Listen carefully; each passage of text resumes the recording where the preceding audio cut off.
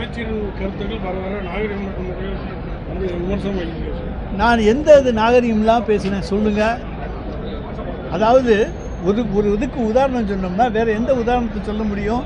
நடு ரோட்டில் எரிக்காதையான்னு சொல்லு அப்படின்னு நான் சொல்கிற போது அது அநாகரிகமா?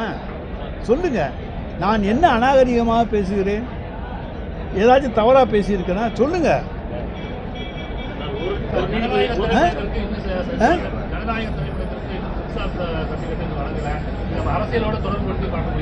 அதை நாங்கள் அதை பற்றி கவலைப்படலைங்க.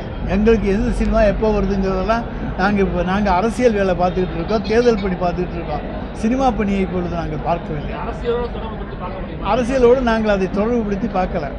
வந்தால் பார்க்குறவங்க பார்ப்பாங்க, வரலைன்னா பார்க்காதவங்க பார்ப்பாங்க. இந்தியாவிலேயே ஊழல் நிறைந்த கட்சி திமுக தான் அமித்ஷா விமர்சனம் பண்ணியிருக்காரு. சார், அவங்க சொல்கிறது ஊழல் நிறைந்த கட்சின்னு சொன்னால் ஆதாரங்களோடு சொல்ல வேண்டும். சும்மா பொய்யா குற்றச்சாட்டுக்களை சொல்லிவிட்டு இதை சொல்லக்கூடாது. திராவிட முன்னேற்ற கழகம் என்ன ஊழல் செஞ்சிருக்கு, எங்கே ஊழல் நடந்திருக்கிறது, அதுக்கு ஆதாரங்கள் இருக்கிறதா? உங்களுக்கு வேணால் 3200 கோடி ரூபாய் தேர்தல் நிதி வந்திருக்கு. அது எப்படி வந்துச்சு? அது ஆண்டவனுக்கு தான் தெரியும், அது உங்களுக்கு தான் தெரியும்.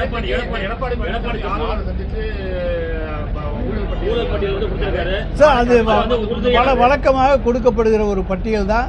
அது சும்மா தேர்தலுக்காக வேண்டி கொடுத்துருக்காரு. தேர்தல் பரப்புரைகளையா பேசுவதற்காக கொடுத்திருக்கிறார்.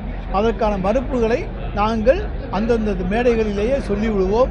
நாங்கள் யாரும் எந்த தவறும் செய்யவில்லை, எந்த ஊழலும் செய்யவில்லை.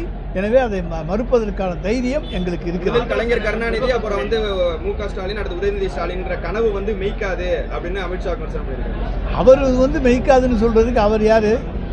அது மெய்ப்பிக்க வைக்க வேண்டியது திராவிட முன்னேற்ற கழக தொண்டனுடைய கடமை.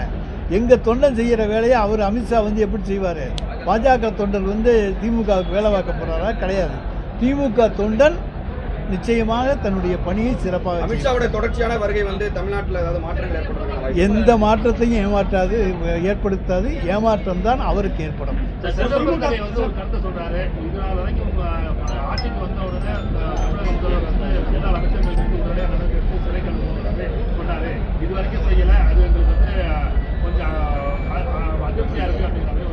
யாரு?